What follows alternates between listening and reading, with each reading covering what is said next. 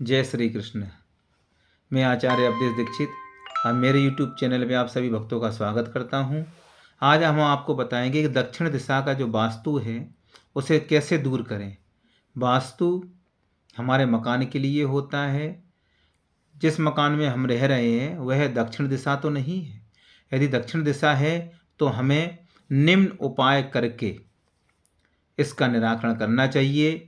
जो दक्षिण दिशा में रहते हैं लगभग स्वास्थ्य खराब रहता है, कोई ना कोई हानि उसे बनी ही रहती है। एक विपत्ति जाती नहीं है, दूसरी विपत्ति आ जाती है। तो कभी कभी हम परेशान हो जाते हैं, इसका किस प्रकार से निवारण करें तो हम आपको सरल विधि से बताते हैं जिसको सभी को समझ में आ जाता है। तो वीडियो को ज़्यादा लंबा न करते हुए हम उसी टॉपिक पे आते हैं। तो दक्षिण दिशा का जो वास्तु होता है उसको दूर करने के लिए हमें मुख्य द्वार पर लाल रंग का प्रयोग करना है। उस पर लाल रंग का प्रयोग करें, उस पर स्वस्ति बना दें। सिंदूर से, गाय के घी से हमें बीच में स्वस्ति बनाना है और दाएं और बाएं हमें शुभ लाभ लिखना है। सबसे पहले तो हमें ये काम करना है।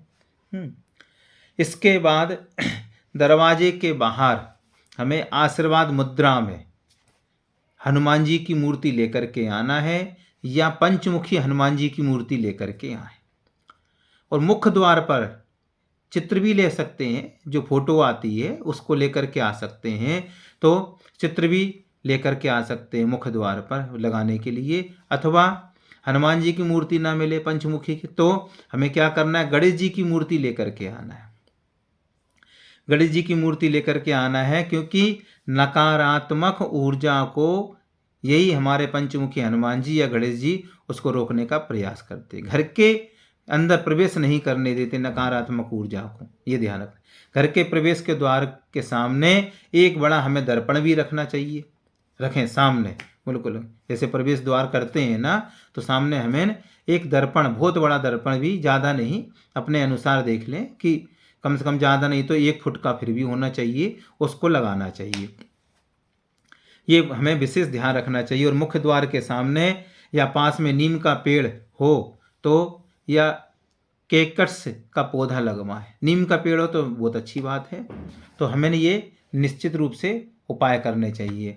अब प्रवेश द्वार के लिए क्या उपाय भी हैं तो देख ली। पहले मैंने आपको बताया रंग और चिन्ह दोनों बताए। रंग कैसा होना चाहिए, लाल होना चाहिए। और चिन्ह क्या है, ओम भी लिख सकते हैं, स्वस्ति भी बना सकते हैं, शुभ लाभ लिख सकते हैं। इसके बाद प्रतिमाएं मैंने बताया आपको। प्रतिमाएं हनुमान जी की मूर्ति लेकर के आना जो आशीर्वाद मुद्रा में बैठे हों, उनको चित्र लगाएं अथवा गणेश जी की मूर्ति स्थापित करें।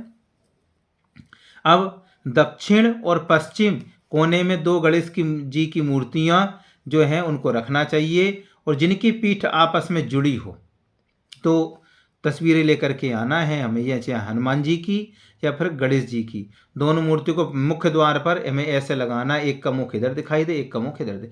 पीठ दोनों की आपस में जुड़ी होनी चाहिए उस प्रवेश द्वार पर। इस बात का बिल्कुल ध्यान देना है हमें, ठीक है, इस पर। और दर्पण और पौधे ये भी बताया था हमने। तो दर्पण माना शीशा, तो घर के मुख्य द्वार के ठीक सामने एक बड़ा दर्पण लगाना है हमें, ताकि आने वाली की नकारात्मक ऊर्जा वापस चली जाए।